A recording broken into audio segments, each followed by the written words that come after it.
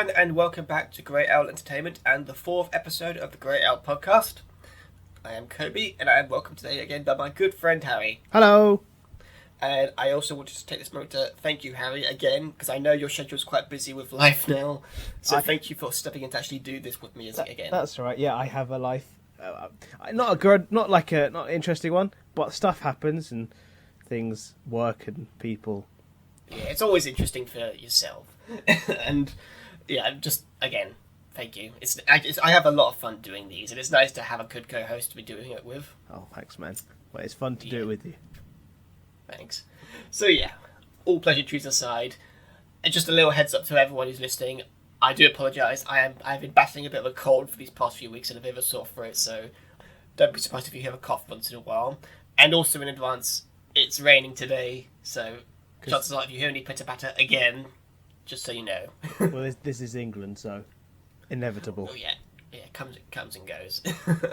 But yeah, so on to the main things today. Today we're going almost back to simple format from what we did with the first episode, because the previous two have been mostly single subjects and talking about those subjects. Today we're back to variety, so starting off we'll be discussing trailers, and no better one to kick off than the Sonic trailer.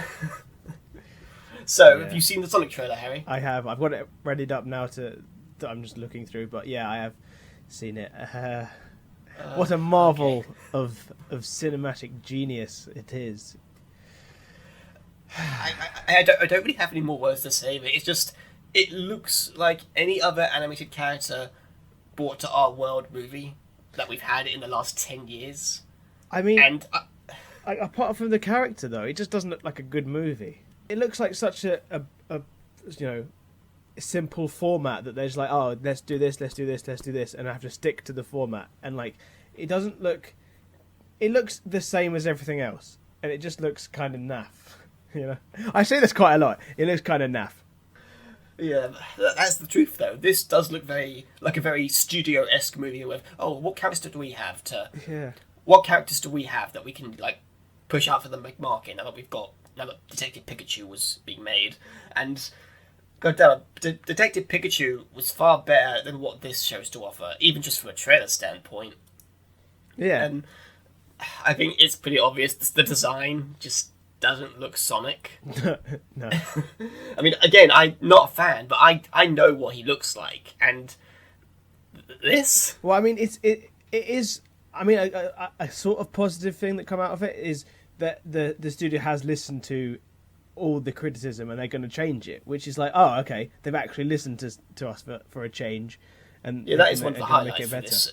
Yeah, it's nice to know that there's some people out there behind the scenes in Hollywood that go, yeah, we actually do listen to the fans, and we're going to try and correct this. It's like, oh, we've made a big mistake. Yes, it's like, so we can make things right by just, I don't know, listening to the people who actually give us money. Yeah. Take a note, Star Wars and goddamn every other big franchise out there right now that is not listening to the fans. Yeah. You might just learn something. Yeah, we'll get to that eventually in another video, hopefully. But, yeah, so it's nice to know that they're changing the design, which means the film is going to be pushed back now to 2020. Nothing wrong with that. I mean, I don't think I'm going to watch it anyway, so that makes no difference to me. Oh, no. I'll say this. If the design is better, I think they can get away with a sizable amount of people being interested. Yeah. But the fact that the story is not going to change, and it's such a simplified, cliched story of studio meddling stories with kids products, or I say kids products, but video game products more like. But it just does. It's not going to work. No, but it does look like it's a bunch of adults saying, "Oh, what do kids like? What do kids find funny? Let's do that." Yeah, and God, the poor actors in this. I mean, I can't remember his name. I think it's James Marsden or something. I might be wrong, but he was a Cyclops, right? And he was also in Westworld. I mean, God damn it, he had a good thing going with Westworld, and to now have this. Yeah, but it's like poor him and poor everyone else, because the characters, they just seem like they're not what actual people do. It does seem like a bunch of movie people, like writers, going, "Oh, let's put this funny thing in that doesn't make any sense in real life." It's like the scene where he's got Sonic in the bag, and the lady's like, do you have your child in that bag? And he's like, no, I don't have not my child. It's just a child. And it's like, no, you wouldn't say that. You just say, oh no, it's not. You know, it's so stupid. Very on the nose humor, I guess. And I'll say this: the only thing that I enjoyed about the trailer was Jim Carrey as Dr. Eggman. I didn't like that. Really, because it seems like he seemed to be the only one having fun on this film, and just judging from his costume and from how he's going to turn out in the film, because it looks like they're trying to do an alternative Dr. Eggman story, origin story. Right. And that is curious to me, because I'm curious to see what they can do with that. And it also seems like he seems to embody the character to an extent from appearance-wise near the end of the trailer. Yeah, that bit is probably the best looking bit of the trailer is him as Eggman, like proper Eggman. Yeah. Although where he's meant to be in that scene, I have no idea. Yeah, it's like a desert. Mushrooms, desert or mushrooms in the background or something. Or I might just be remembering mushrooms. it wrong. I'll have a look. I'm watching it now. But yeah, I still wonder why they didn't make this a full-on Sonic movie set in his world, or with familiar characters like Tails and Amy and Knuckles. Man, where's Knuckles? Yeah, Knuckles and Shadow. I mean, that would have made more sense from a launching off point for a film series. I mean, look at take the Pokemon route. They didn't do an Ash Ketchum movie, which was good because that wouldn't have worked.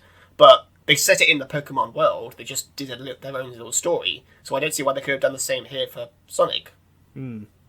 And in the long run, if this was going to get sequels that would do that down the line, why start with this one? Because, I don't know. I mean, that one line he says where it seems like I'm going to have to save your planet, a lot of people start theorising that does this mean that they've changed his origin so that he's an alien now? Yeah. I mean, I don't... Again, I just sort of think it is mushrooms. Maybe that's what they wanted when they wrote this film. Maybe. Makes sense. And the animators as well.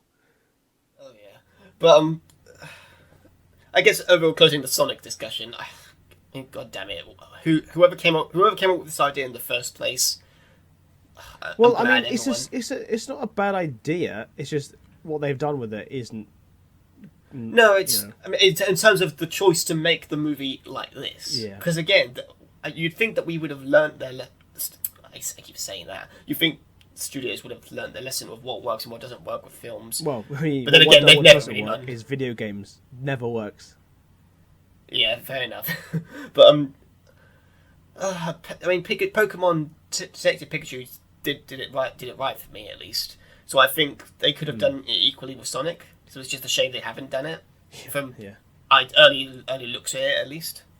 But I'm curious to see how the final product will turn out. Well, I'm not, because I'm not going to watch it.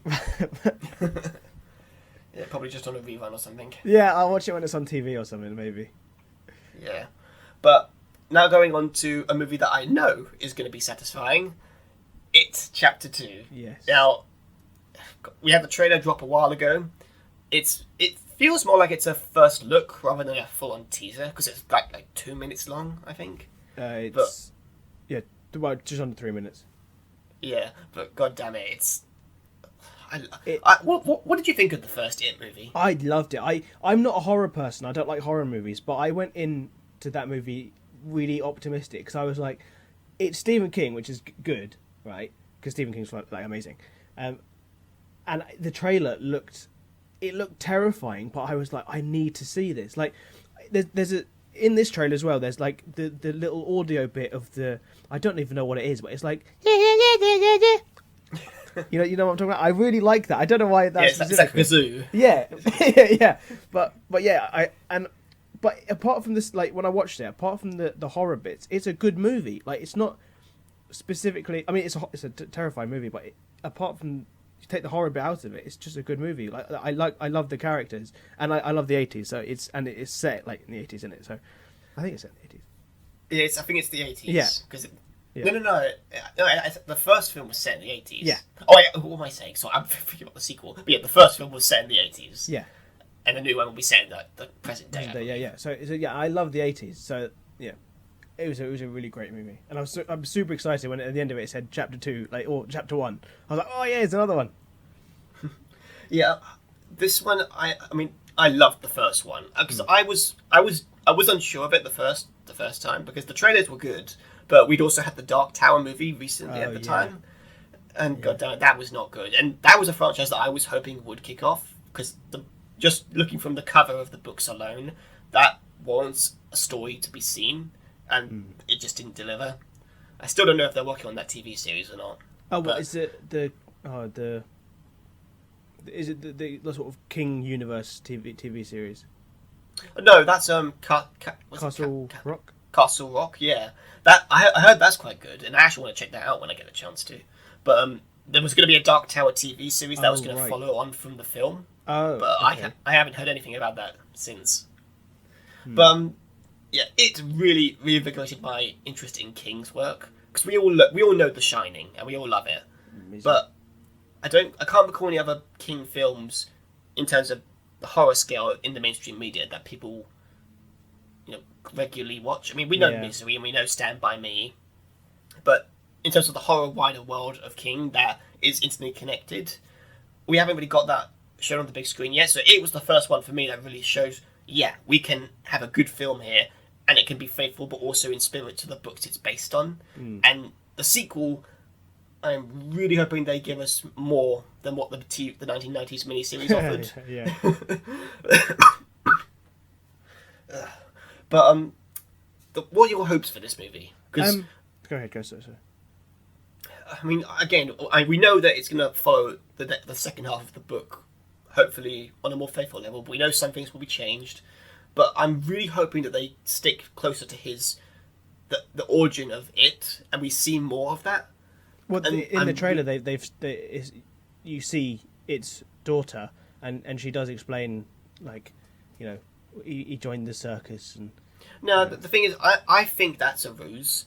I think that's Pennywise manipulating the kids to kind of think that that's his origin story when they're going to find out as the film progresses that he's actually an alien and he's been influencing humanity for his own purpose. Because there was I don't know if you know about this, but there was a deleted scene in the first movie that was scrapped entirely because it felt it was too horrific, and it was also unnecessary for the opening of the film because it was too sudden. But the scene itself was to have, it was meant to be set in like the 16th century or something, sometime during humanity's past,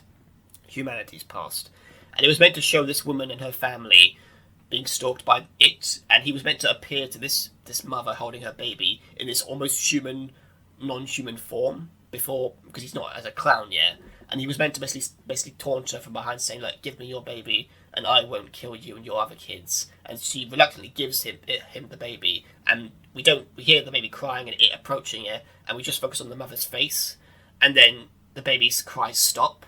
And then the mother suddenly forgets, as if she forgot she even had the baby in the first place, and she just walks on. And the scene was meant to set up this is its first encounter, and his powers manipulate the adults in the world, which is why, as the film goes on, you see that the adults don't really pay attention to the kids or their troubles. Oh, yeah. But I recall that sorry, you were saying? No, go ahead. I recall one of the producers, I believe, saying that they really liked the scene, and they wanted to use it in the sequel if they could. But this was back when the film was released, so I don't know if they've gone ahead with that, or if they've scrapped it entirely.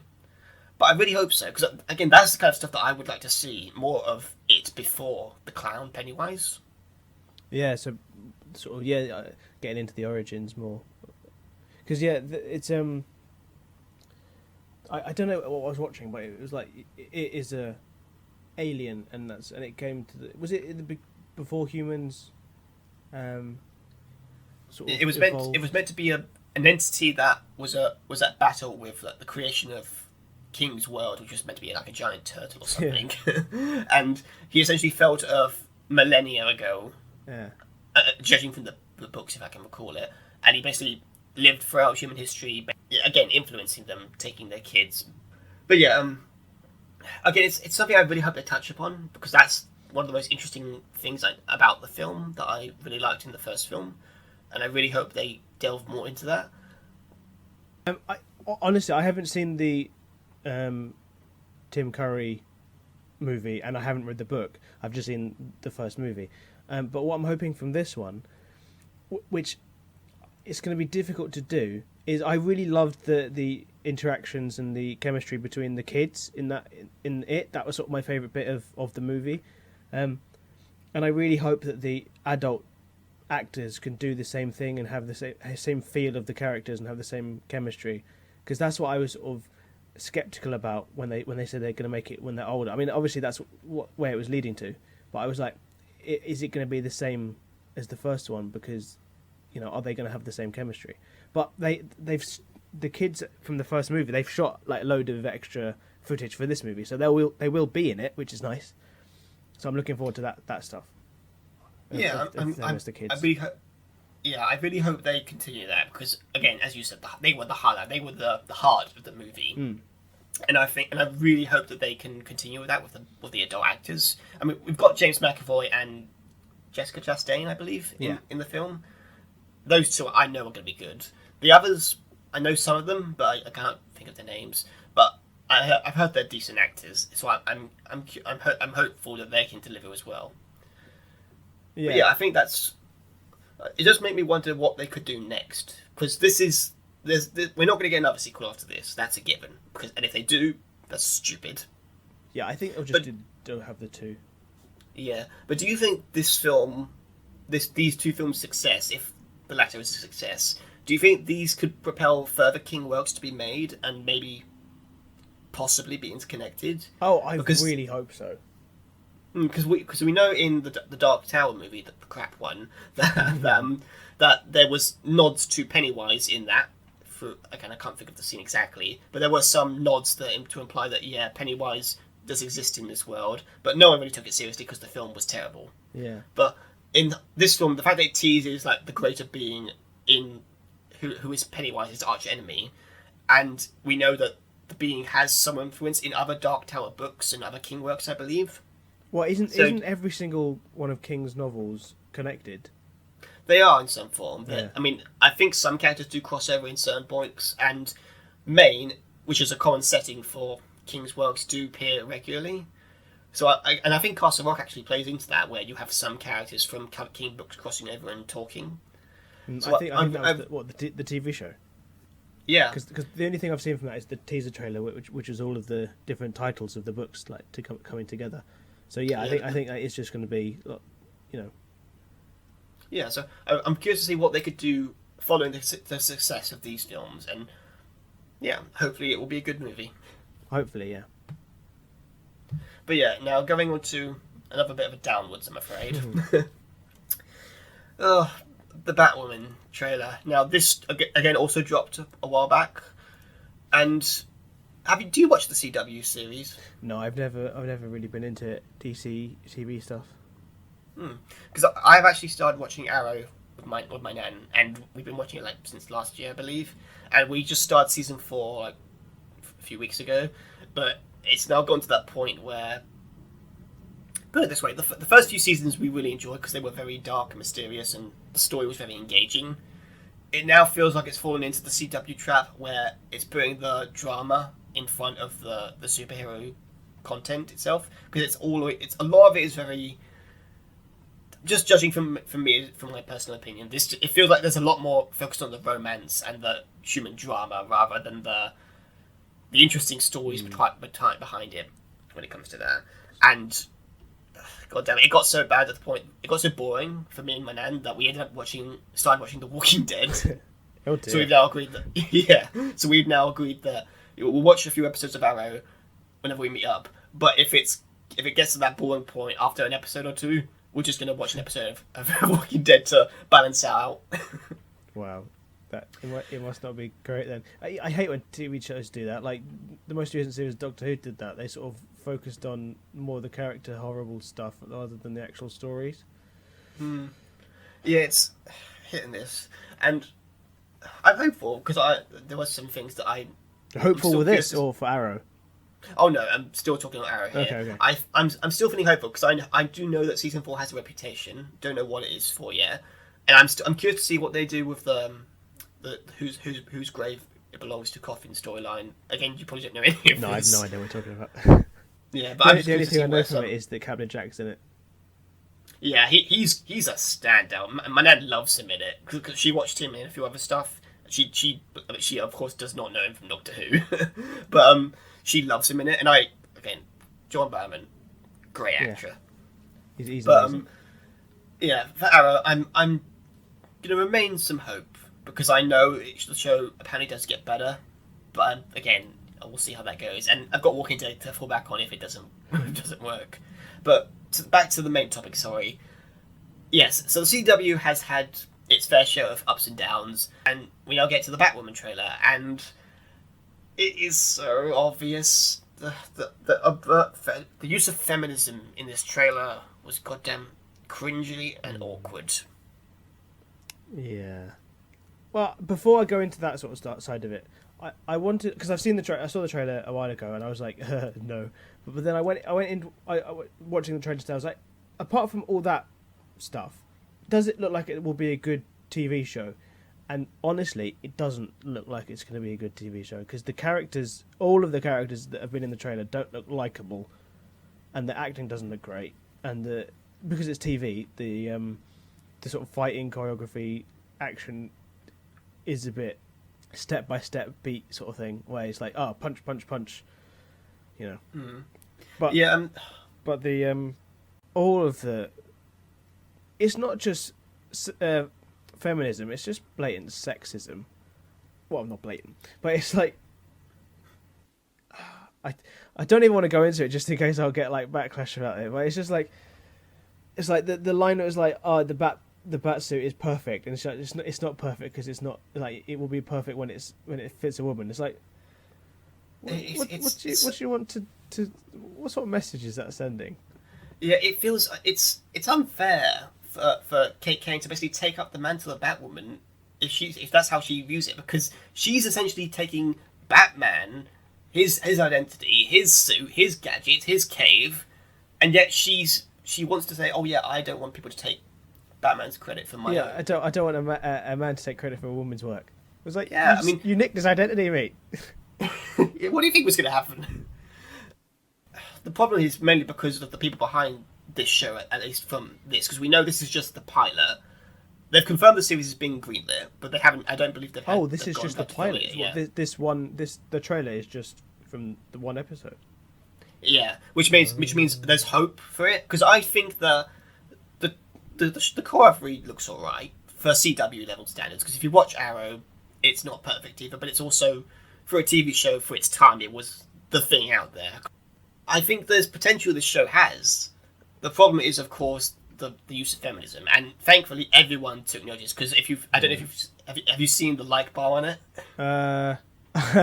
Yes. Yeah, people made their thoughts known, and thankfully it seems even critics took note. Because we have many examples of great female characters in media today, even in 2019. Not so in Captain Marvel, in my opinion, but yeah. But like, I don't even want to say that. Like, it's like, it's not that you can't have I'm not saying you can't have a women character, like a female character lead or a female superhero lead. I'm not saying that at all.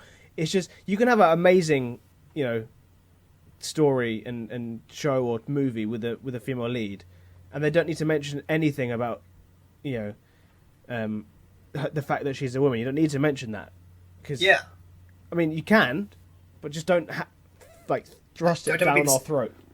Yeah, don't have it be the centre focus, because that's the problem with Batwoman. Because it just takes away from the whole. Like, if it's an epic character, it takes away from that by sort of making her have an agenda. I don't know. There's better ways to word it, I guess, but it just feels very on the nose with the feminism, and that just really distracts from what you could tell for a story with Batwoman. And there's some. I mean, why not focus on the rivalry between her and the villain of the series, which I'm assume discount Harley Quinn here. Yeah, I don't know who is that supposed to be Harley Quinn? I don't think it is. No. I think it's supposed to be really annoying though. I hate the character. Yeah, again, I haven't read the comics, but just from that trailer alone, she doesn't really look like a compelling villain. Yeah. But why not have the focus between these two instead of, from the trailer at least, it seems to present just to be about she's a woman. Yeah. Well, tune in. Like they've got the wrong idea of what feminism is. Feminism isn't like women being better or or a specific gender being better than the other. It's everyone being exactly equal. That's that's literally what feminism is. I keep having to say this to everyone that I talk to. That's what feminism is. It's about everyone being equal. You can't do that by tipping the scales the other way. Yeah. Why do you think people made so many complaints about characters who were elevated behind others? Because why can we relate to these people? Yeah, we could talk. We could have an entire podcast focused on this discussion, but I actually want to enjoy this talk today. So, in short, for Batwoman, I'm hopeful that the people behind this have taken note from the criticism of fans, and when they actually do get to filming the full series, they will at the very least, either get rid of it completely and just focus on a more interesting dynamic, as opposed to, hey, guess what? She's a girl. She's a girl. She can do this. It's great, isn't it? Yeah, because I know. I mean, the character I think is meant to be lesbian in the comics, so don't take that away, because that is important. But don't make it so. Just don't make it. Don't bring it up every episode. Don't shove it down our throats. Yeah, and I guess overall, just if you could maybe go back to the pilot that you shot and edit those bits around. I mean, because again, this would have been so different if she just said it will be when it fits me. Yeah, exactly. I'm not gonna. This trailer would have been so much cooler. I would have like. Well, I probably wouldn't have watched it, but I would have like not had a problem with it if it didn't have any of that stuff in it. Yeah, because my nan loves superhero stuff, and actually, I think she would actually love a Batman related show like Batwoman, because we actually finished Gotham, I think earlier this year, and she loved it. So I think she could like this, but honestly, as this, and because she also doesn't like the sappy romance stuff too, so I wouldn't be bothered really at this point. But yeah, we can hope for the best, but I'm not holding a hope for this, at least for now. No. But yeah, we can now move on to some thankfully good news. Now I'm going on to movie and TV news and rumours discussions. And this is not in order, it's just going to be random. And some of this stuff is confirmed rumours, some of this is up in the air rumours. It's just going to be fun to talk about. But yeah, starting this one off. Robert Pattinson, famous for being in Twilight, has been confirmed to be cast as the new Batman for Matt Reeves' film. Yay? I heard it and I was like, it's Cedric Diggory. I like Cedric Diggory. Can he do an American accent? That's the only thing I'm worried about. Because he's a good actor and he could probably do it, justice. And he looks the part. Sort of bit young, a bit young, but he looks the part. Like, he's got the right sort of facial features as what I'd imagine Bruce Wayne would be. But can he do an American accent? Yeah, I guess we'll see. I only know him from Twilight, so I can't really commit on that. And Harry Potter, but I don't know. I think he's done quite a few roles since that can prove his chops as an actor. So I would think he could, but I don't really have any evidence for that. I just think it's weird that he's being Batman, because after Twilight, didn't he's just done a bunch of, like, I'm not sure if it's indie stuff, but really sort of low, budget, sort of not student films, but sort of like, I think indie is probably the right word, but he's been doing loads of that sort of stuff and not being mainstream. But now he's Batman, so it's like he's gone from opposite to opposite. Yeah, he's done quite a few films in recent years that are very good, but they're not, like, as you said, they're not in the big view of the public. So I guess Batman is going to be his big breakout again. I said big breakout, but it's going to be the one that people will hopefully remember him more so than Twilight, because I think he's a good actor. It's just a shame that he's tied to a franchise that is notoriously hilarious and awkward to watch. But I do agree with you. He looks like a good Bruce Wayne. I think he could pull off Batman, because I think some other YouTuber mentioned this. He looks good as a villain, so him being Batman makes sense from that angle, and you could really sell him as being a handsome young billionaire. So I'm curious to see how they can work on that and how his interpretation will be handled, because we do know from comments, I believe, from certain sources, that he's confirmed to be 30 years old.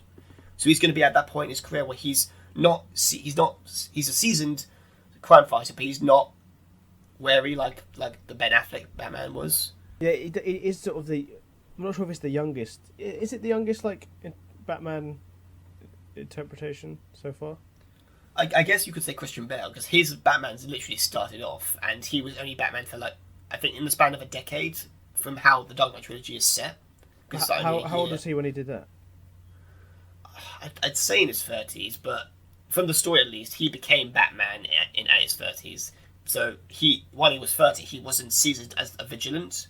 Whereas with Ben Affleck, he was meant to be Batman in the 90s, so he would have been like in his 20s. So he's 40 to 50 by the time Batman v Superman happens. Right. Okay. With this one though, it's got that gap where he's had some years to find his feet, but they've confirmed he's not going to be the world's greatest detective yet. So what else do we know about what else do we know about the Matt Reeves Batman? So far, we do know that the film will be a neo-noir driven story, and it will not be an origin story, which would be great. And that's about it. There's talks that apparently the Penguin might be the villain, and maybe Riddler will be involved. I don't know how true that is. I hope we get a good Riddler story, because I think the Riddler's my favourite Batman character or villain. I'm curious to see how the villain will be done, because we've had the Joker, we've had Bane, and a few other stuff so many times already. I'm curious to see if they'll touch any new ground, because again, Gotham showed that you can have other villains in the Batman mythos be done well, depending on which character you prefer.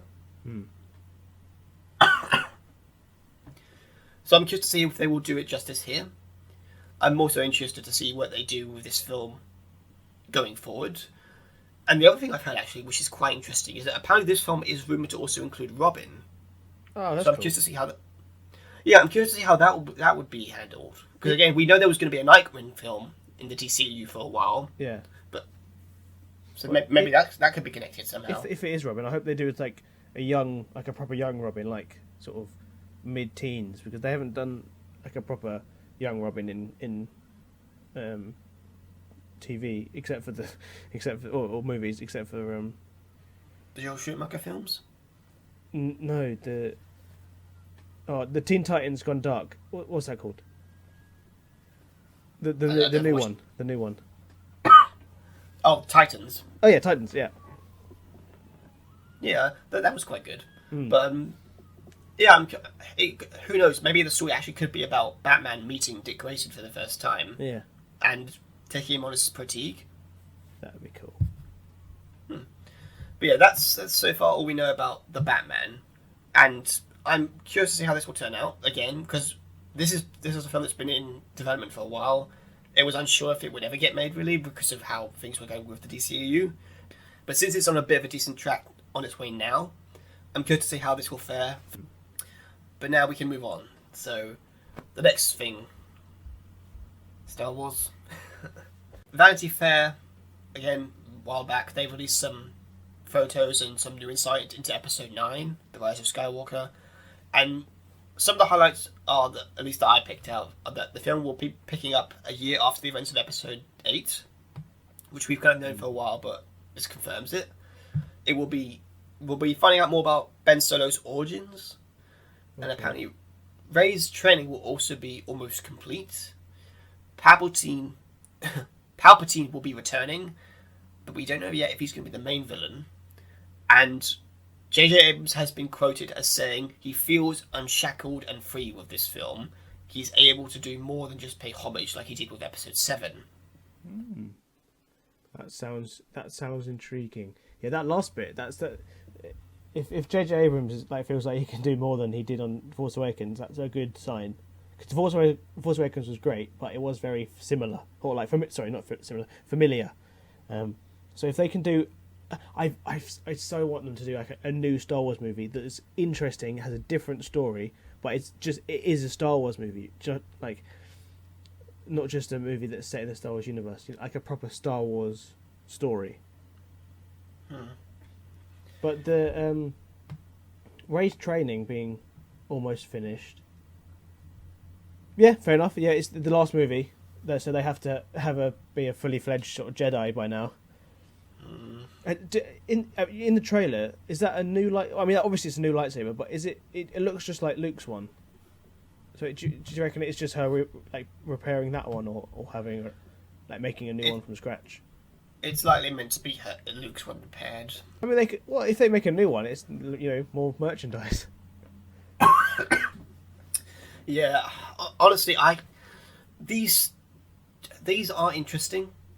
but I still feel burned from what they did with episode 8 because it just threw everything out the window and it just lost all enthusiasm for the franchise for me. Man, it should have been J.J. Abrams. He should have done episode 8. Yeah, the entire trilogy should have been done by Abrams at this point because he would have at least done a cohesive story. Yeah, because he asked questions that he knew he sort of knew where what the answer was going to be, but then we know he had a treatment for episode 8. Yeah, but Rian Johnson threw it out. Oh man, it could have been such a good movie. Yeah. And, God damn it, I'm glad we're going to be seeing more of Kylo Ren's origins. Yeah. Because this means that hopefully we can finally get some insight into Snoke, who they fucking killed off for no reason. And something I'm really excited about is there's like some images of the Knights of Ren. So we're going to see like, hopefully there'll be a fully fledged Knights of Ren like scene or scenes. Yeah, cool. I'm glad they're going to get a presence. Because, again, people say that they should have been in episode 8. I think, had the story been done right, they didn't have to, and they could have kept them in for episode 9. But again, it just among the many problems that just feel like again they should have done alternatively. Well, I heard not a rumor or a suggestion, but like an interesting point that the Red Guards of the Snoke's Red Guards could have been the Knights of Ren, but they're not, which is good. Yeah, they're all dead now. Yeah, it would make sense because again, there's no emotional stake in that because they're meant to be like disciples of Kylo Ren or his close guards. So to have him suddenly tell on them for no reason, yeah. Again, it's like, oh, so what's this mean for Kylo then? Oh, nothing. He just does it for Rey. Who he suddenly cares about now. But and Rey's training almost being complete. What training? What has she learned? Because again, she's learned to let go. No, the fucking point of a hero's journey, which I had to keep repeating to anyone every time I tell them why I think the sequel trilogy is terrible, is that Rey doesn't have a hero's journey. They started off with her being good at everything, which is a fucking problem to begin with, because, again, she's too perfect. Where's the relatability in that? Because no one is perfect at everything. People can have a variety of skills, but when they're good at everything to the point where they can fix almost every problem, that doesn't work. I mean, I still find it so amazing how no one on the writing staff for, you know what, we've got an ace pilot here, we've got a stormtrooper that's good with guns, and a scavenger who is good at fixing things. Why not have them stick together and build characters together throughout the first movie as what they should have done, and then have, like say, when that Falcon scene happens when they're flying away from the First Order, why not have Poe be the one flying the Falcon, Finn being the one firing the guns, and Rey fixing the ship? Yeah. That's using the characters to their advantage and their skills, as opposed to, have this girl be the one who does everything, and just have have Finn be the one firing the guns. God damn it. So, getting to episode 8, again, she doesn't learn anything. She learns some lessons from Luke, but they don't really relate to her training and understanding more of the Force as a trainer. I mean, God damn it, the Jedi trained for years to become worthy apprentices. Anakin trained for 10 years before he would get good. Luke trained for between about 3 years, and he wasn't perfect. He lost his first battle, and he didn't become a decent Jedi until episode 6. With Rey, God damn it, she only learns how to... she trains herself. So, God damn it. It's a difficult one. I mean, the excuse they give that she has the books now, so she can spend that year training. Sure, but that's stuff we're going to be seeing off screen. So again, where is the investment in that? I mean, the fact that they have the decency to say Luke... No, the fact that they have the audacity to have Luke say, we've passed on all we learn. No, you didn't! You didn't teach her anything. And if you did teach her anything during those gap years between, we haven't seen it. So why should we care? Yeah. Well, I mean, Mark Hamill's coming back as Ghost Luke, isn't he? Yeah. So we Ghost Luke training Rey. Maybe ghosts are better at being Jedis than, people. So, I don't know. Honestly, I give up with trying to think of how they could fix it in episode 9 because the whole point of a trilogy, the first films are meant to build them up and develop them, and the final act is meant to play off. With this film, it feels like they're going to be grasping at straws trying to figure out how they can fix this all. And I don't care what people say, god damn it. Rian Johnson, good for you for trying to do your movie. But god damn it, you have such an ego that you chose to ruin one of the most pivotal franchises up there in cinema.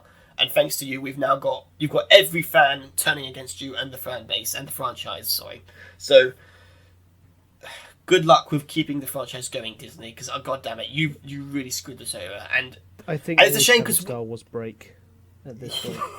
We do, because goddamn, this actually should be a discussion for a solo podcast down the line. Because we were going to do one on Star Wars specifically, but that's always been delayed because the co-host hasn't been available for a while.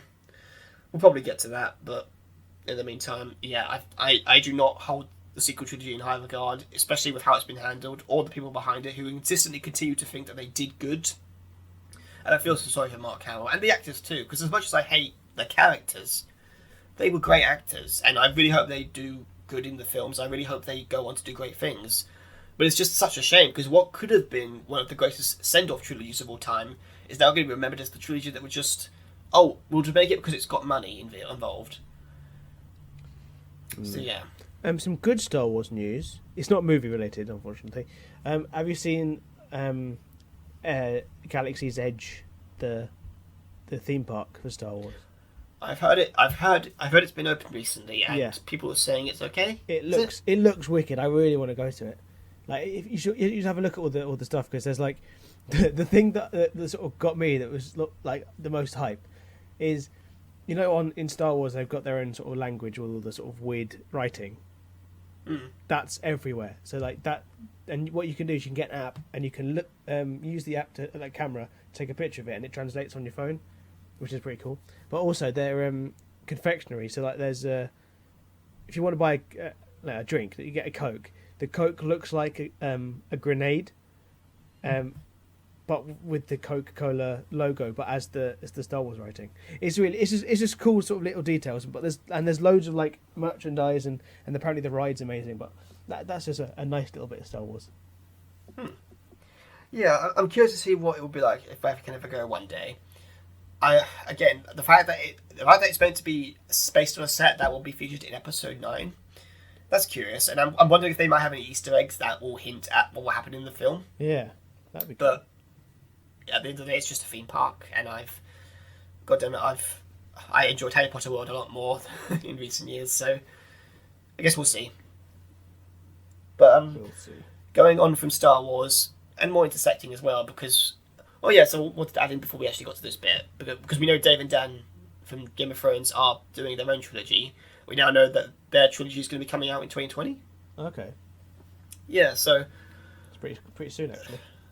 Yeah, so we're going to have a decent break between films, so which will be nice. Will give us some time to catch our breath, and hopefully the people behind the films can figure out what to do and actually have a plan in mind. But going on from that, now to the second main topic of today, Game of Thrones. So, the final season aired. It happened. So, what were your thoughts on the final season, mate? So, the final season was a load of rubbish. I was so excited for it, because I heard that the first episode was going to be a pretty much direct homage to episode 1, and I think episode 1 was a good episode, because it had all the the callbacks and stuff, but Bran staring at Jaime at the end of the episode, excellent, perfection. But the David and Dan just sort of, they rushed it, and it was so annoying, because they wanted to get onto the Star Wars project, so they went and tried to do this as fast as they could.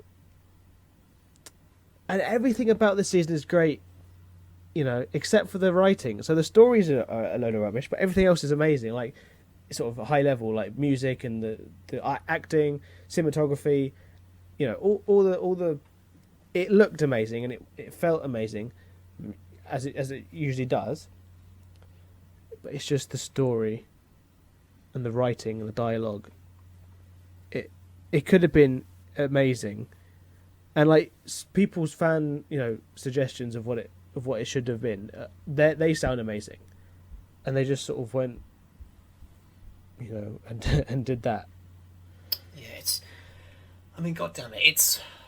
I mean, overall, it's just such a bizarre outcome because from where Game of Thrones started, it was the thing to watch on TV, and I mean, God damn it. For me personally, the overall experience was a letdown because it was too rushed, and it left a lot of things unearned, and a lot of arcs were changed, payoffs were for naught, and some of it was even literally just discarded altogether because they wanted to end it there and there, I guess. I mean, God damn it. The White Walker threat.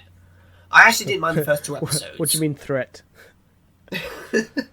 I didn't mind the first 2 episodes because they were good at building stuff up. I was disappointed they didn't give us more character moments, especially between Dany and Jon, because I did not buy that they were in love. There was no deep chemistry between the two. Acting-wise, good, but there was never that oomph of, yeah, these two care about each other deeply. And yeah, but moving on from that, sorry, because I could go into an entire conversation about that. Well, but Jon doesn't want it. He kept saying over and over and over again. I think that was his catchphrase for this series. I don't want it. Yeah, half of Jon's dialogue this season is "I am you are my queen." You are my queen. I don't want the throne. So okay, Jon, I get it. The memes that have come out of this season, I can say, are amazing. Yeah. Did you see that meme? I don't think it's a meme, but did I send that photo I sent of you to you of Jon telling Dany about his identity, and then it cuts to Dany burning Bran?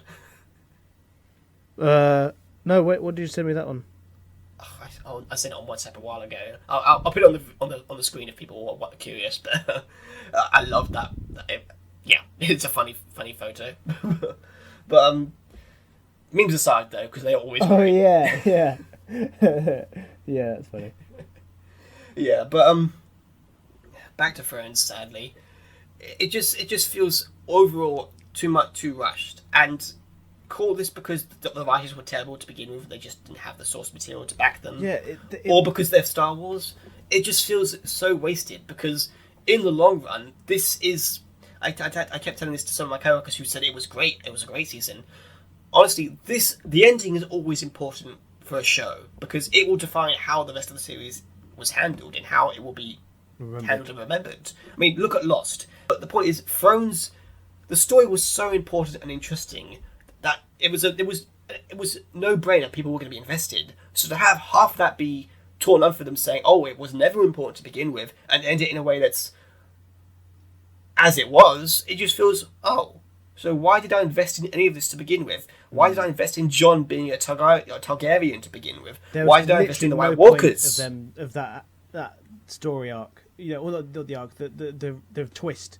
Jon is a Targaryen, okay, and it was teased. It was the whole big focal point of the final episodes of season 6 and 7 respectively. So why have it been nothing but for a subplot for Dany to basically go mad?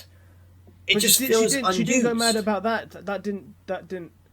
I don't think that triggered her as much as everyone. No, that was a factor in it. The excuse they're trying to give is that all of these factors of Jon revealing his identity, the North not bowing to her, losing her friends, they were excuses for her to essentially go mad. But that didn't feel earned. It was just it was like, oh, she's a bit disgruntled.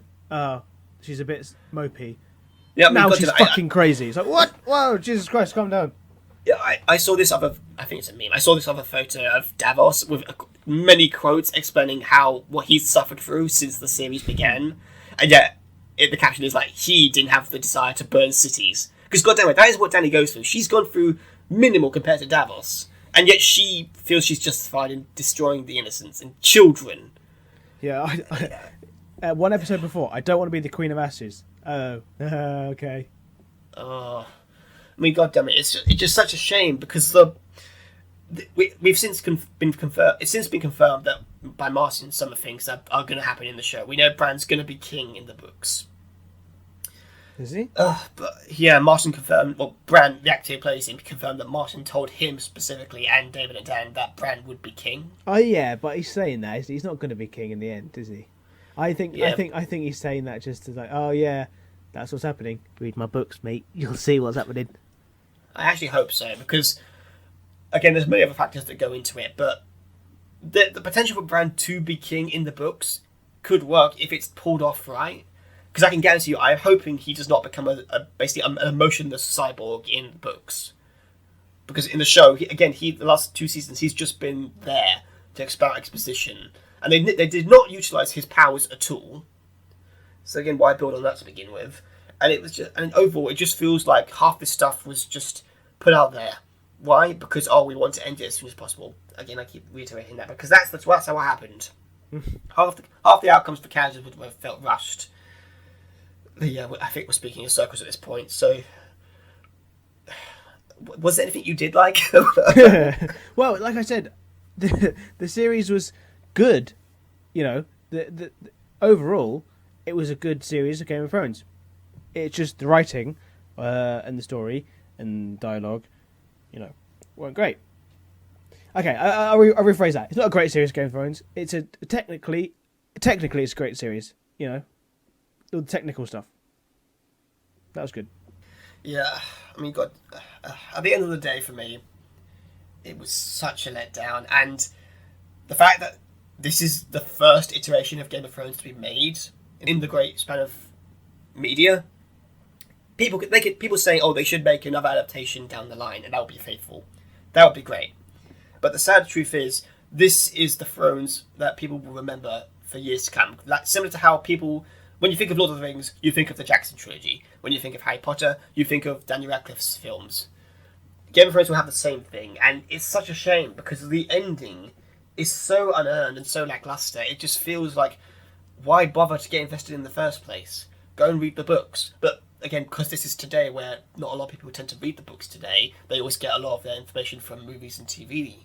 So it just feels like it's going to be such a shame because we're going to be wasting what could have been one of the most greatest stories in TV to this. And Well, go back to what I did. Didn't Martin say that he wanted the series to be at least 10 series long? Yeah, he said he was full vision. Yeah, he said he was open to the series being at least 10 seasons, and it could have gotten to 13. And the studio, HBO, they were behind that. They wanted to do that. But David Dan, they should have just given it to someone else to do. Yeah, they should have. But I guess legal reasons why they couldn't. But it's so frustrating because it's these guys. I mean, God damn it, they did great for the first 4 to 5 seasons, and they did all right with what they could do with the seasons that came after. But God damn it, if the excuse was that they wanted to get to Star Wars, which I think everyone is happy on at the moment right now, because who knows, maybe there's some other factor into it that made them rush it. Maybe they were just, again, I keep saying, and I think I said this a lot in the previous podcast, maybe they were just tired of it and they wanted to get back to their life. Well, that doesn't really help them, because if they they're rushing to get to Star Wars and they make that bad, no one's going to want them to do Star Wars. Yeah, because they've already turned the fans against them for doing Star Wars. Because if you could turn one of those iconic TV shows to this, and considering Star Wars and the state's already in, no, we don't want you anywhere near us if you're going to be giving us the same quality like that. Yeah, because no. Luke just forgot about the Death Star. Danny just kind of forgot about the Iron Fleet. Oh no, even though she fucking mentions it in the episode. Oh god. I guess maybe going on to a bit more of a hopeful territory, the spin-off. So we do know that they're doing a spin-off.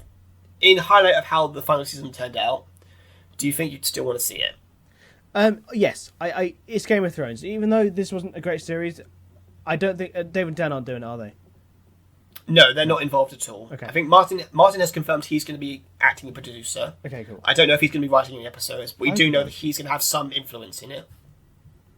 But yeah, I will watch it because it's Game of Thrones. I mean, and I love Game of Thrones, so it's just more of that. So I will.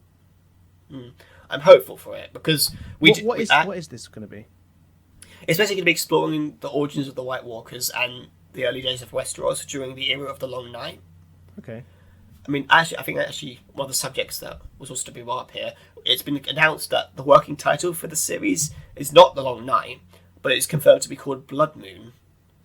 Okay, what does that mean? I have no idea, but I'm assuming this means that this kind of does give you an idea that it's not just going to be about the North and the Walkers, it's going to be about the wider world. Because we know that they're going to be filming scenes in Essos, there's going to be characters from different regions.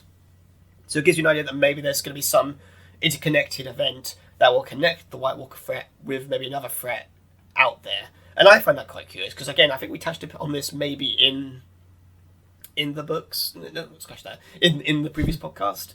But I think watch Alt Shift X videos on, I think it's the known world of Game of Thrones, or one of his other recent videos about the past histories of Westeros, because that goes into it as well. But there's this idea, I think theory, whatever, that the threat of the White Walkers could be connected to other historical stories of events where, like in, I think it's Yeeti, they had a story about this prince and this his queen who brought the dead back to life, and that ties into possibly the Night King and how he brought back the Whites to life and his own Ice Queen.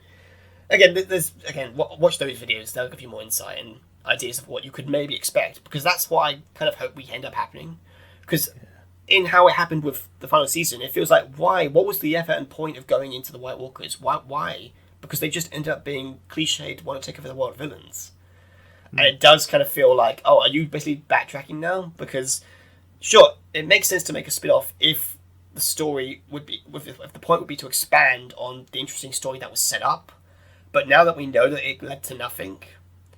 I mean, if it's going to be The Long Night, and if it's going to be like Azor Ahai, I think it'll be very interesting to know, even though we know that it's not going anywhere.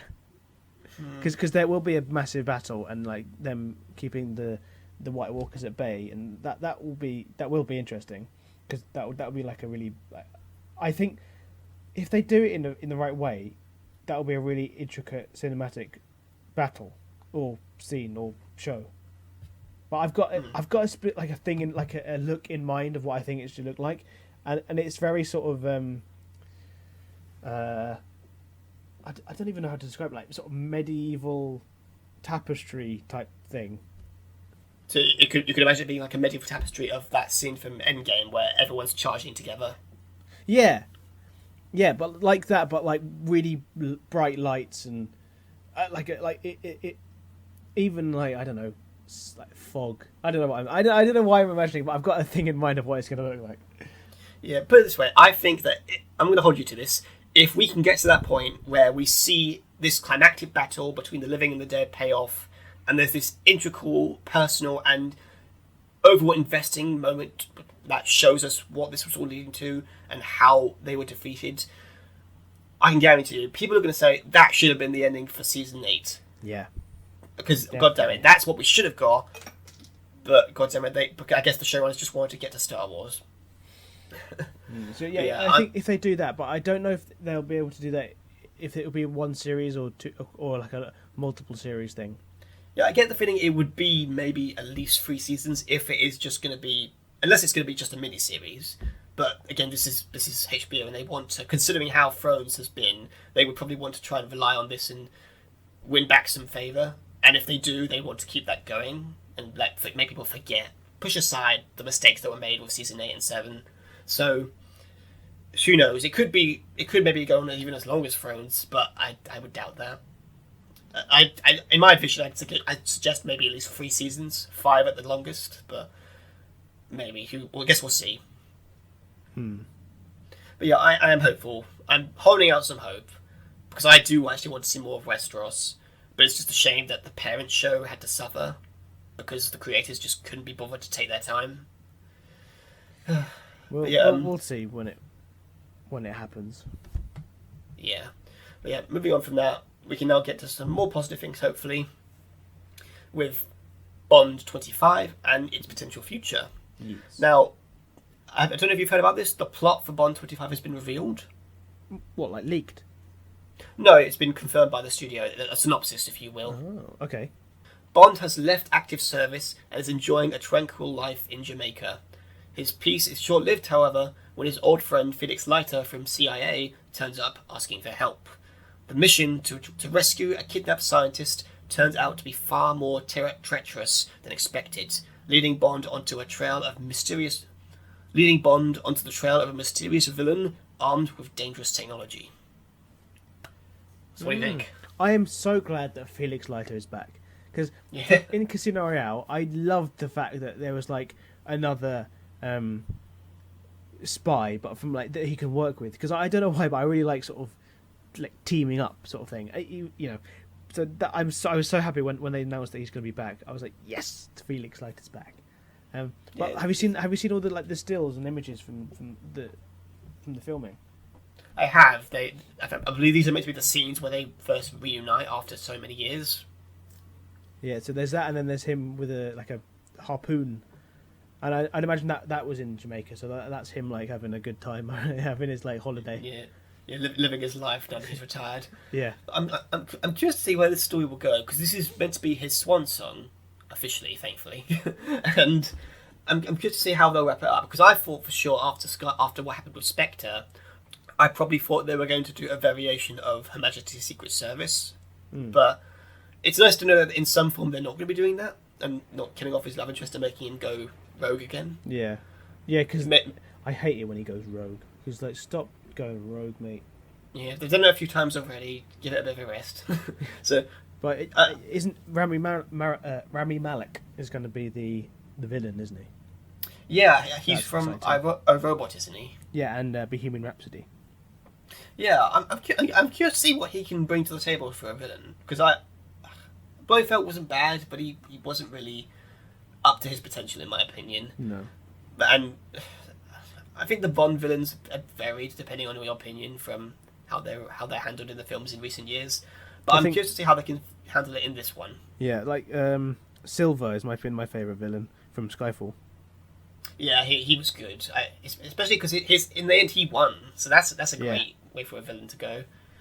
But yeah, in terms of Bond 25, I'm curious to see where they can go with this, and I'm hopeful that they can deliver a good film that delivers to the fans and pays it off in a good way, and mostly for Daniel Craig too, because the poor bastard has he been injured on set again? Well, yeah, I think he broke his his leg or something, his knee or something. He broke his ankle, I don't know. But yeah, so they've stopped filming for that. But also, have you heard that in the James Bond studio, or the film studio in Pinewood, when they were doing an explosion, like some people got injured, so they've stopped filming again for that. So yeah, lots of bad things on set. But I think this might just be me, but that might be just to bring hype to it, so get people talking about it, so it's more interesting. Maybe. Possibly, it might. I might just be like speculating like wrongly here, but you know, you never know. We can just hope at the end it delivers a final product that makes you feel earned. But is this Daniel Craig's last one, or is he doing this one and another one? This is his last one. Okay. But yeah, moving on from that to the potential for Bond 26 now. Now, this is not I believe this is more of just a talks from behind the scenes, but it's been suggested that the producers behind Eon Films are apparently looking for the next actor of Bond to be played by a Scottish actor. James McAvoy. I don't know. I can't really see him playing Bond. He looks too much. I was just joking. Not he wouldn't be a good one. Wait, by Scottish do you mean Richard Madden? I was getting to that because bouncing off from that. So exciting. Yeah, just so you know, just so you haven't gotten it crossed, but he hasn't been cast. He's not in the pipeline. Oh, good. Well, that is so exciting that he's like front runner, because he is amazing. Yeah, he really is good. Have you seen him in Rocketman recently? No, I haven't seen that yet. I need to go to cinema and watch it. Yeah, good film, and he's a great actor in everything.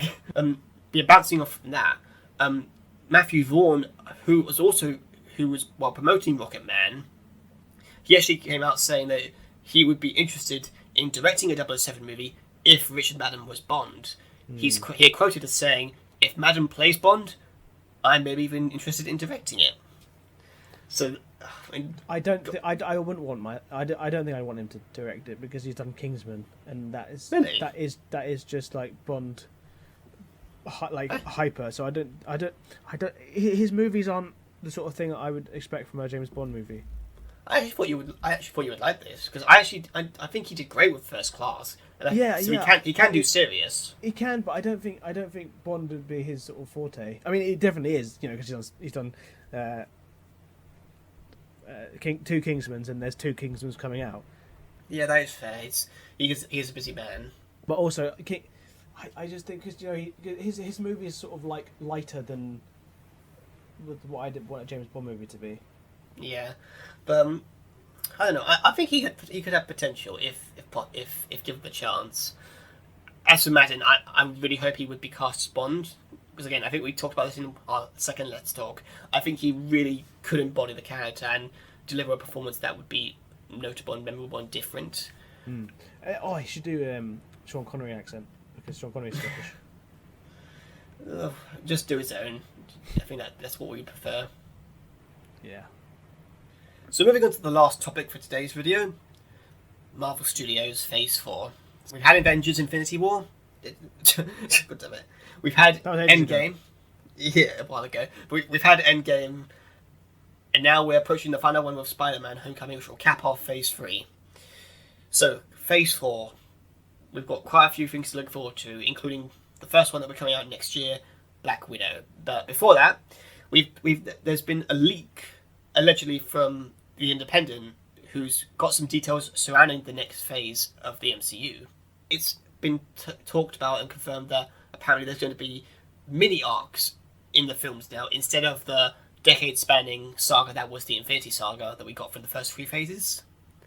And apparently this will also be split between Earth and the cosmos. So we're going to be having everything Earthbound, like Spider-Man, Black Widow, and every other Earth-based hero having their own story and centre villain, and cosmic stuff like the Guardians of the Galaxy and the Eternals. They'll be having a threat that will be intercut with theirs, and this apparently could possibly meld into the next Avengers film. And the big frontrunners coming up at the moment that people think are going to be these threats is Norman Osborn, who will be the Earthbound threat, and Korvac, I believe that's how his name goes, who will be the cosmic threat. And we'll get to Korvac. What do you think of that? I like that they've sort of like differentiated. I mean, wasn't that what Marvel movies were anyway? Just each movie was their own little story, and then they have the Avengers movies. Isn't that? Yeah, but they were all they were all following one simple story about the stones, and it was all connected to that. Oh, right, this feels more like, I mean, you watch Spider-Man and any other Spider-Man film, there's going to have some connection to the Spider-Man and the other heroes on the Earth story-wise, I guess. So we're not going to have anything connected to the space stuff. Oh, okay. I guess that's what they're going for. Everything's going to have its own little side story, and this will then culminate in the next big event.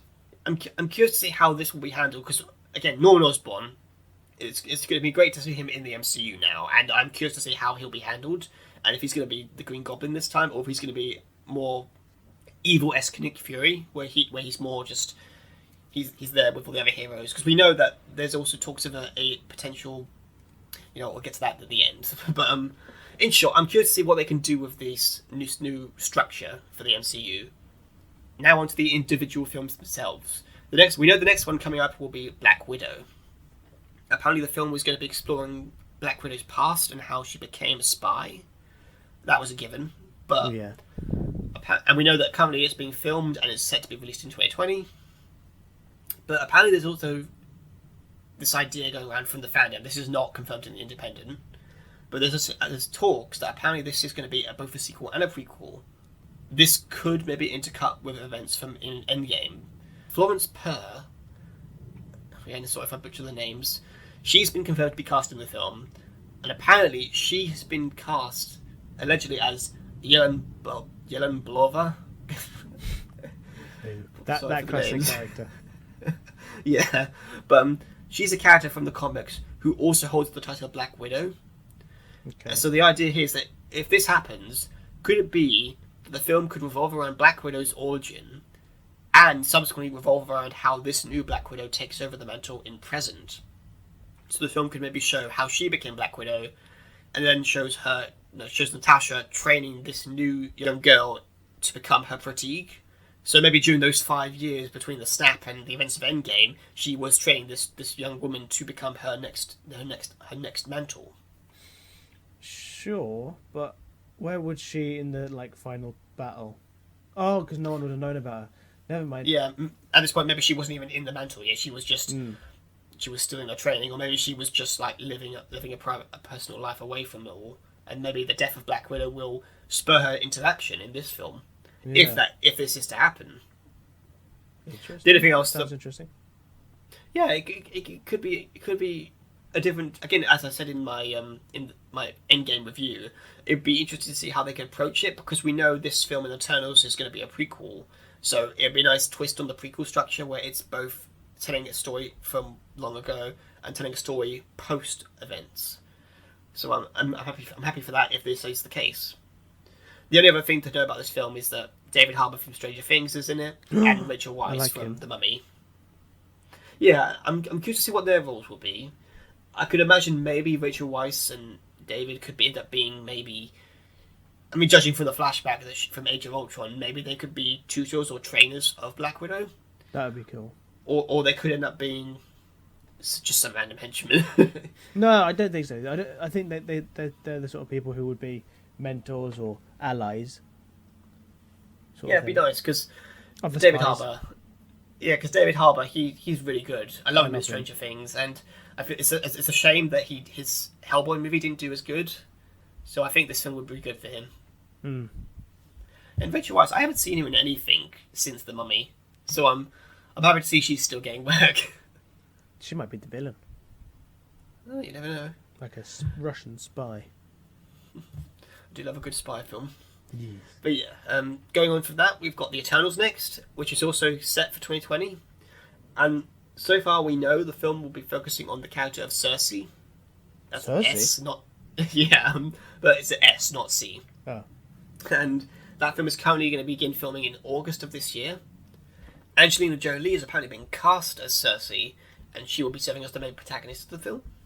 Okay. And Richard Madden has been cast as Icarus, the main love interest of the film.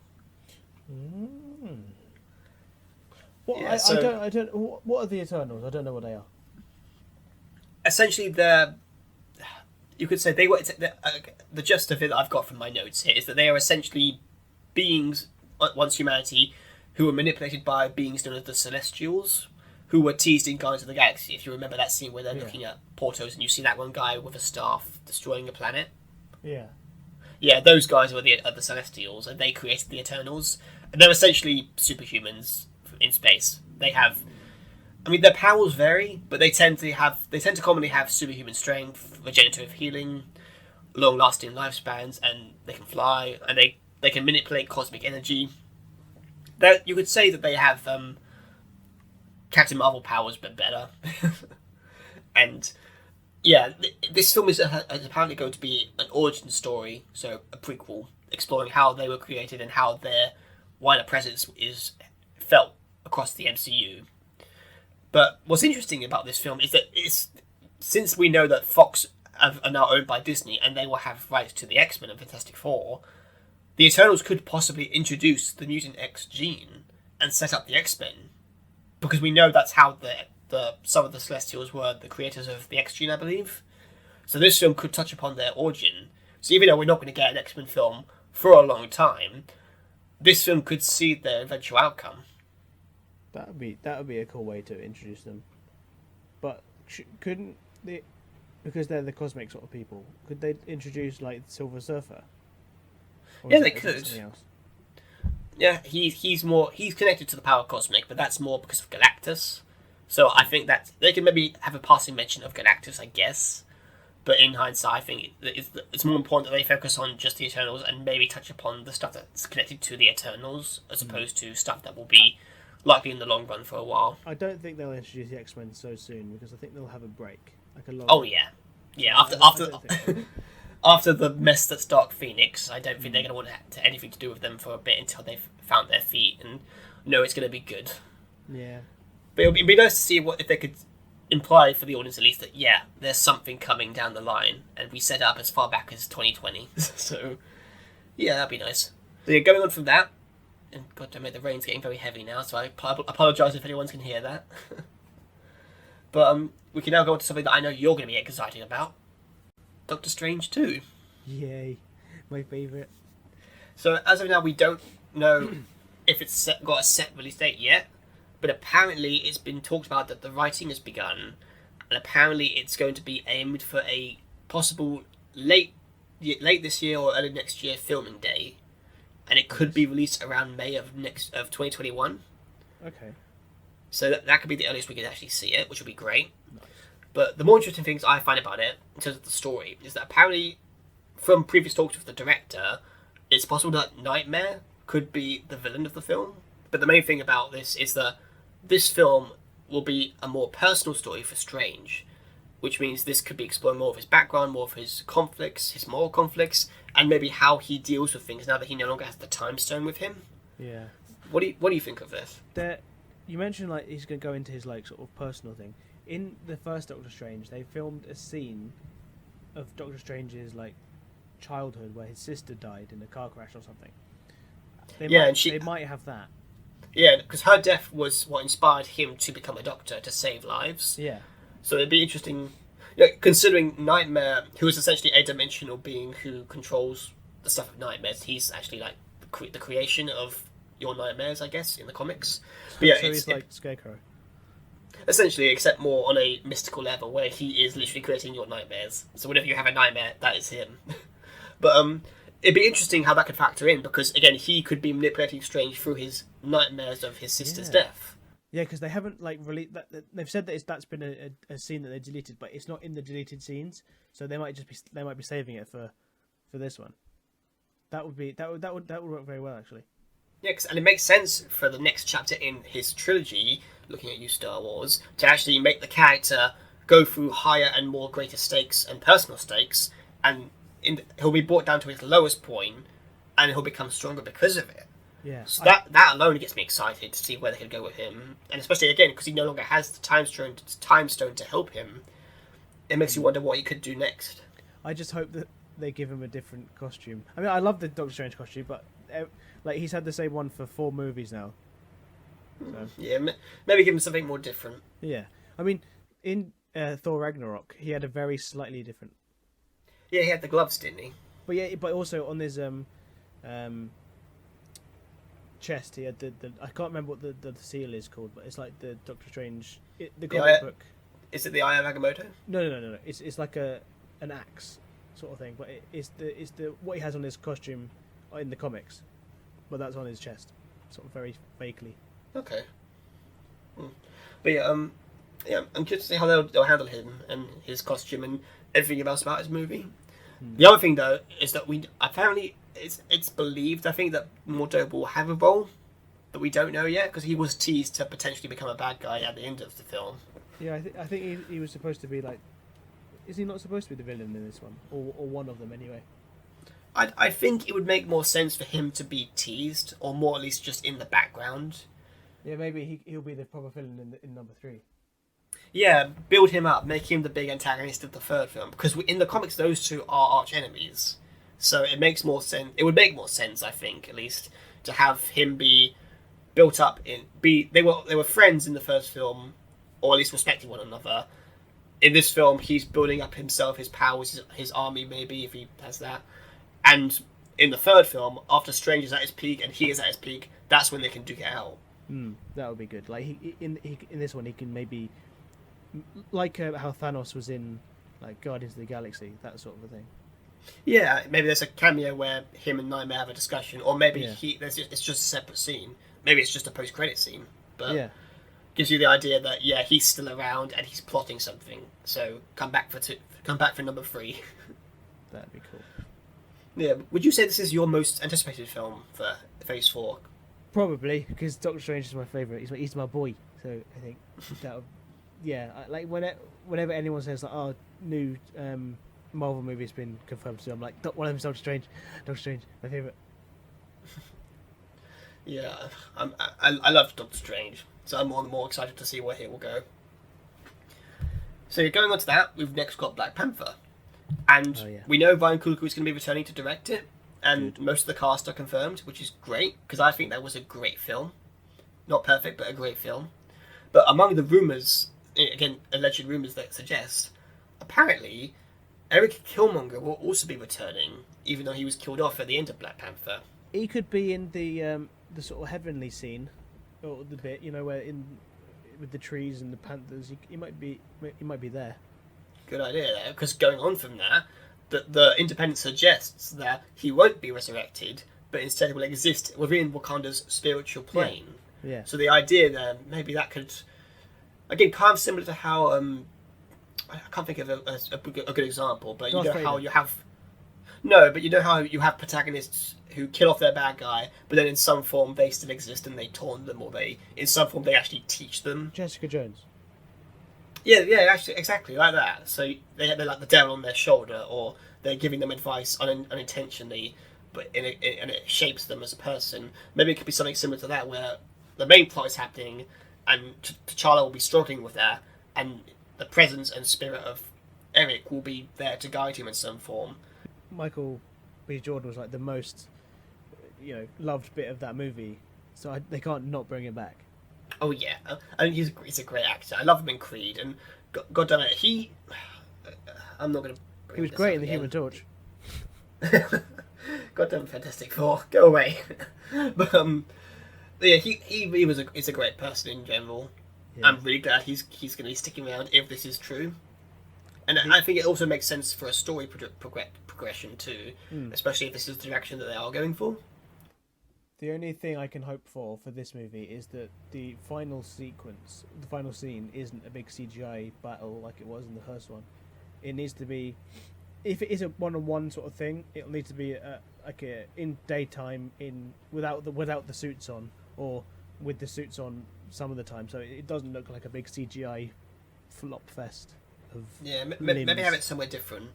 Yeah, because among the other rumours, it's suggested that apparently Queen Divine Justice will be introduced in the film, and she will be a princess who was secretly raised in America by one of T'Challa's warriors.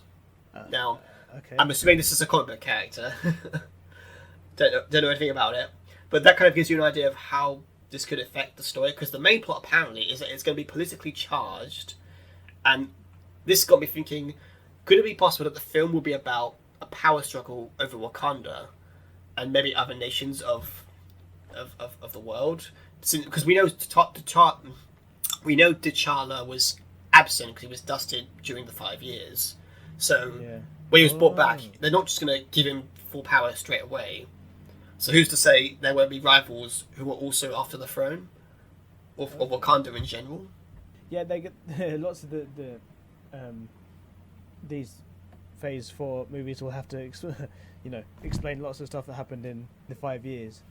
Yeah, and maybe this Queen Justice character could be a factor into it. Maybe she's a rival for the throne. Maybe she's just a subplot that will add to the tension of the movie. You never know. Be exciting, though. Yeah, it'd be curious. I'm curious to see where this will go to. It's not my most high anticipated movie of the series, because that's coming up next actually. But the last thing to add on to the Black Panther talk is that this is not among the rumours of Independent, but Namor could be introduced in the movie, and this is only backing on because it was teased in Endgame about seismic quakes under the sea in Wakanda, and we know about all the rights problems with Universal and why they won't let Marvel do that. So it's unlikely unless they figure out a deal they haven't told the public yet. Well, we just need to wait for Disney to buy Universal.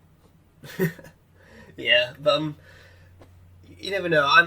It would be interesting, and it would actually make sense if it was to actually be a political charge plot about the people of Atlantis and the people of Wakanda battling out against each other for dominance of it all, I guess. And again, it'd be great to see Namor. And considering the success of Aquaman, it'd be no brainer for Disney not to have a crack at doing Namor down the line. I think that'd be good. But yeah, moving on from that, we can now get to the film that I am really excited for Phase 4, Shang-Chi. Now, what do you know about this film? Absolutely nothing. Think a Bruce Lee movie, but in the MCU. Okay. Yeah, this character is in the comics. He's essentially the son of a crime lord. I'm just judging this off the brief information that I've pulled up now. He's the son of a crime lord, and he basically fights his father's criminal organization after he finds out who they are really, and he devotes his life to protecting the innocent or whatever. And he goes on to meet the Avengers, become an Avenger, and many other superhero teams like the Heroes for Hire. He has a lot of crossovers with Iron Fist and Luke Cage. So you get the idea of that. and he has no superpowers, but he's a revered master of kung fu, and knows almost every single martial arts skill out there. And I believe that he does have a form of power in some variation of the comics, but in the long run, I think it's going to be better for them to stick with him being a good martial artist. So this could be much more of a grounded movie like Black Widow, where it's focused on the human side of the MCU and those human conflicts. Now, this film, again, doesn't really have a plot confirmed yet, because they've only just confirmed writers, I believe. And filming won't start until at least maybe late 2020 to 2021, I guess. But we know that this film is rumoured to actually have the Mandarin in it. Because the big idea is that apparently they could be making the Mandarin Shang-Chi's father. Will this be Trevor? No. Okay. Ben Kingsley's character coming back. Oh, he was the best character, man. God damn Trevor it. Slattery. Have you seen Hail the King? I have. It's amazing. Yeah, because thankfully that confirmed that the Mandarin was real. Yeah. And he was out there. I mean, they were teased in Ant-Man that they are still out there.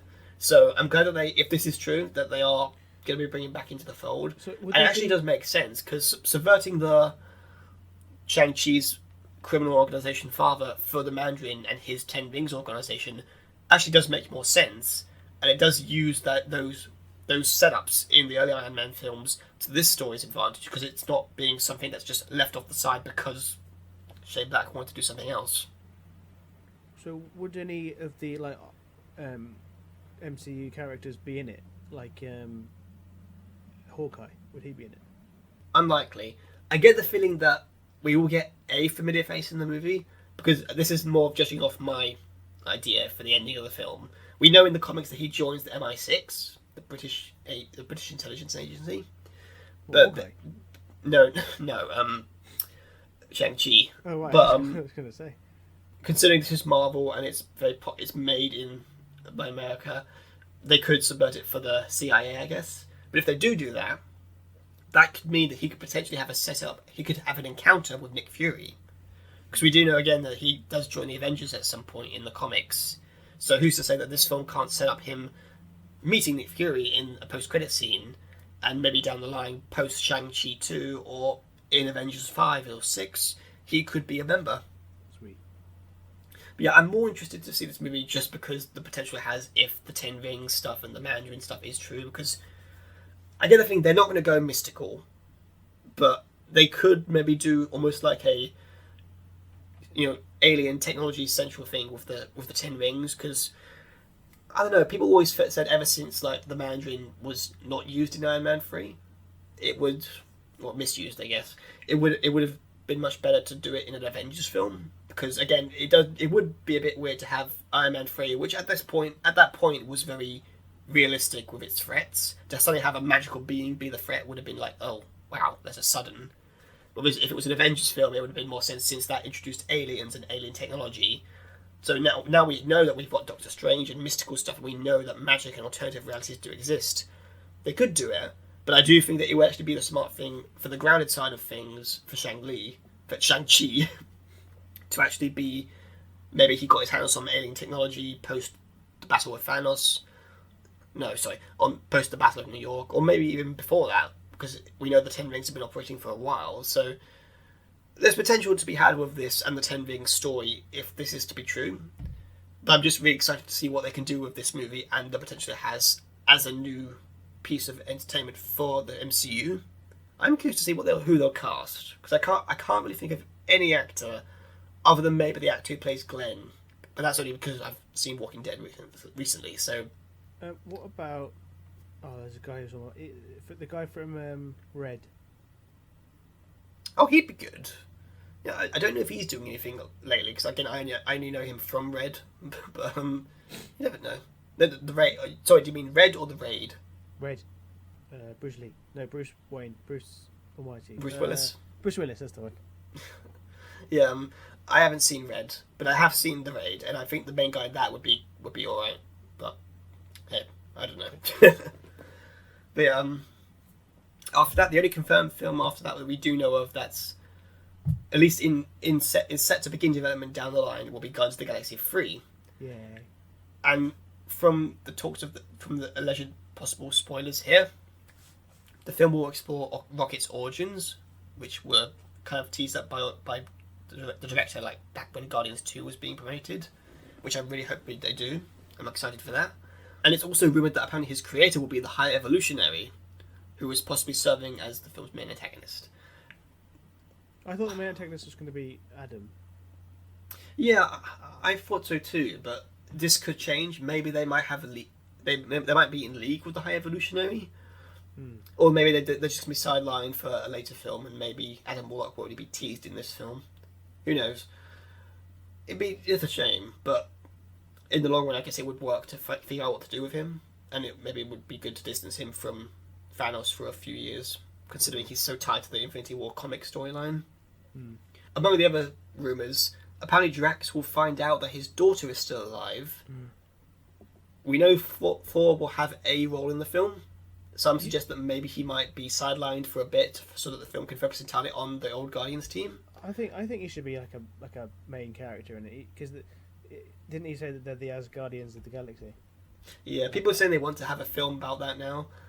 I think they need to give it a bit more time before they do that. That should be Volume 3. No, I don't know. I guess you could look at it that way, I guess. But I think that if they were to go, unless we're doing as Guardians of the Galaxy spin-off now, I think that would have to be a while now. Do it in a later date. But yeah, and the last rumour is that apparently Nebula and Star-Lord will be growing more closer together as friends, and this will likely be fueled by their motivation to find Gamora. So this actually does kind of paint a picture for what you would expect from the movie. The main plot will be about them finding Gamora.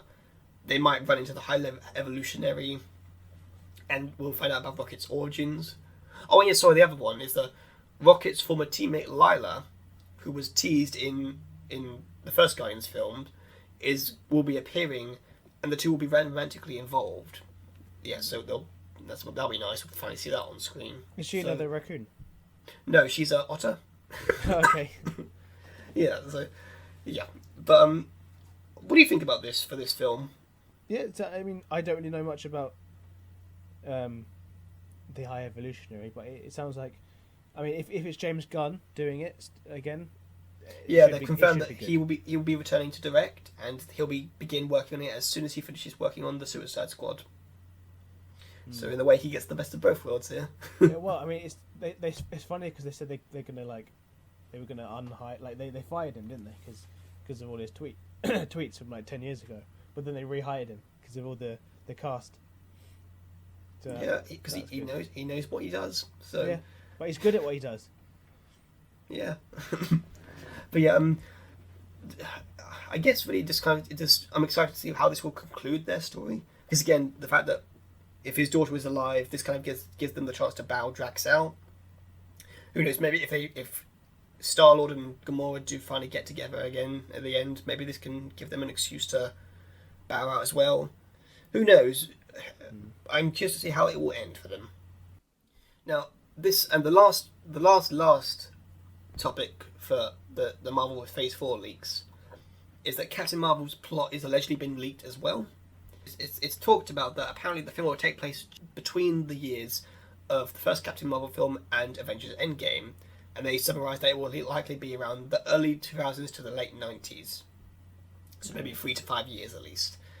Apparently in the film, Carol will learn of a super weapon and goes out to search for it, only to realise it is Corvus, a once human who can manipulate energy, which is kind of alien to the power cosmic. So essentially he's a cosmic threat, and he's apparently going to be the main threat up there with the MCU for the cosmic side going forward. Carol sympathises with him, herself and Korvac bond over both sharing the feeling of being guinea pigs for the Kree. And the film will be continuing, of course, the Kree and Skrull conflicts and how that affects everything in the war. When she betrays her and turns heel, she is left devastated. So you get the idea that this film is going to be about Carol finding a kindred spirit in Corvix, which I think would be very good, because this is... Again, I don't need to go into why I didn't like Captain Marvel and the character. In fact, you know what? If there's this video that I watched recently by JXL, I believe, and he goes into great detail how they can work on Captain Marvel 2, and the basics that he brings up is that Carol has her temper, and she, in the first film, she constantly fires first. She uses her weapons more so than her thoughts first, and again, for me and for a lot of people, this kind of set up that she's very gun heavy, and it just sent a wrong message for someone who is meant to be. Again, we're not going to get into that.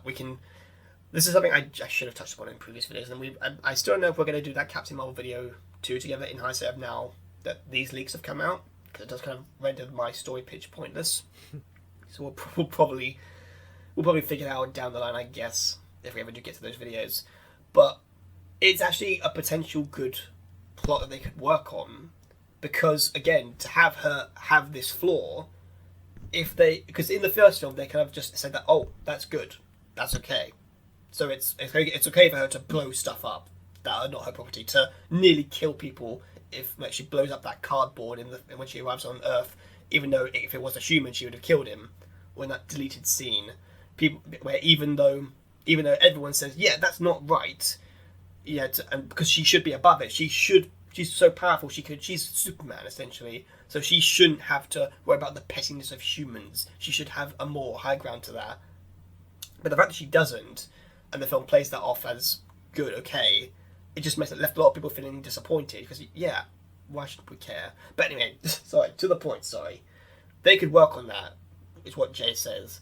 And if one of the plots of the film is her basically sympathizing with Korvac, and she finds a kindred spirit in him to the point where she also ends up defending him when people start taking notice that maybe he's not a good guy, maybe she could also be jumping to conclusions on this end, and she could be. In the moment, I'm not good at telling these kind of stories when I need time to think about them. God damn it! But in short, I think that if they can take his advice, and if this is to be the plot of the movie, I could see it working, and I could actually be interested in seeing where this goes. My only hope is that they can work on making her more likable and bring her more down and more, add more conflicts and more interesting stuff that makes us care about her outside of just being, oh, I don't listen to the rules.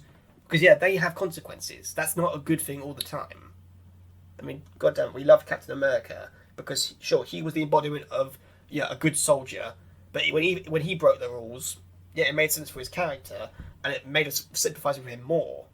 With her, it was always, break the rules. You're a good guy. You were always a good guy. There were many more factors to it. To be sure, I am not looking forward to Captain Marvel 2. You're not? No, I'm not, because if they're sticking with the people behind the first one and they think that's acceptable, no, I'm not turning up. I'm not going to see it.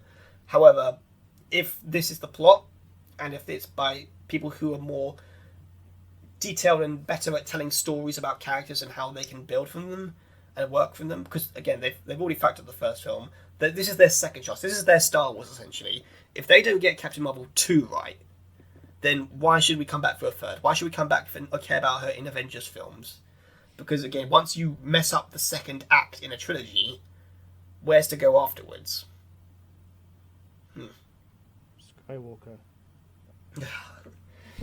But that pretty much closes up the discussions for Marvel. The only thing that really is left is the potential films that could come next, which are listed here. And these are the ones that are mostly expected, I guess, could happen down the line, which is Spider-Man 3, Ant-Man 3, 4, because we know a sequel was pitched. Captain Marvel 3, if they fucking know what they're doing, and Doctor Strange 3, which is a given, and Guardians of the Galaxy Volume 4, because we know from talks that Gunn has said that we will see the last of the Guardians that we know in 3, but that doesn't mean the films could go on. And apparently, again, according to the leaks, Nova is apparently a character that's going to have his own film. And that could be interesting, because he actually was meant to be in Infinity War. He was actually meant to be the one that would basically alert the heroes of Thanos' arrival, but they changed it because they felt it made more sense to have a familiar character do it, so they had Bruce do it instead. Oh, right, okay. Yeah. And after that, the other rumours are New Avengers, Dark Avengers, and Young Avengers. And this is talks from apparently one of the execs have confirmed that they want a franchise to apparently run alongside the Avengers brand. So all of these are great potentials, and I'm curious to see some of them. I'm excited for Chang-Li. I am not excited for Captain Marvel if it's done how the first one was done. But overall, it seems like there's a potential high future for Marvel, and of course, adding in there at the end is Fantastic Four and X-Men down the line. Yeah, I'm looking forward to. Well, I'm looking forward to everything because it's Marvel, so I pretty much like every single Marvel movie. So, when they announced like Eternals and you talk about the Shang-Chi. Yeah.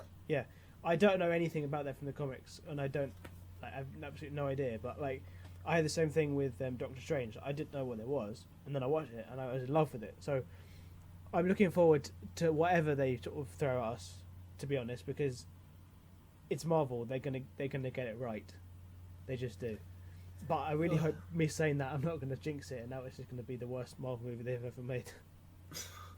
Well, if they do, I know who to blame.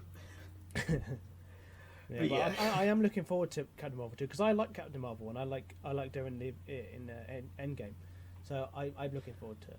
Yeah, I didn't mind her in Endgame because she just didn't have a presence, and that could leave it open to interpretation for how she could be handled. I mean, that brief scene she has with Rhodey, that alone just kind of sets up the potential for me that maybe she can at that point in her life if she has gone through some stuff during the gap between her film and Avengers. Again, if she ends up being brought to her lowest and she recontemplates herself and her actions and how she views herself and how she can be a threat to everyone, if she is more humble by that point, that I'd be happy with. In her own film though, it's just no, don't want to see more of you, thank you. But yeah, because you're for a good thing, I'm just hopeful for the MCU. I'm concerned considering how, again, it seems, again, from Captain Marvel and from recent talks with certain people behind the scenes, I don't know if you've heard about some of them from the X-Men team, like that god-awful X-Women scene from Dark Phoenix, and how one of the producers said, the X-Men name is dated now, so that can be changed. Fucking no, it can't, because the X-Men, that is meant to reference the X gene, not the literal men of the group. So what would you call it if it was changed? X-Force. That would be one way to get the movie out. That's the thing. Yeah. But yeah, I saw that clip and I was like, oh dear. X-Men, you had to put it into X-Men at the last minute. God damn it. But yeah, considering how that's been affecting every tentpole franchise these days, I'm a bit concerned for Marvel's future. But again, if they can stick with their roots and do it right, and how they've done it in the last 5 years, I'm more than happy for it. Yeah, man. If, like I said, it's Marvel, they're going to get it right. So I'm just excited about everything, to be honest. Cool. So that cues up the end of today's podcast. Thank you again for joining us, everyone. I hope you enjoyed today's episode. I was going to say subscribe, but honestly, I've gotten bored of saying that at this point. So if you want to, show up, subscribe. It's always welcomed. Thank you to everyone who does subscribe and like the video. And so thank you for watching. We'll see you the next time. I am Kobi. And I am Harry. And this is Grey Owl Entertainment. Goodbye. Bye.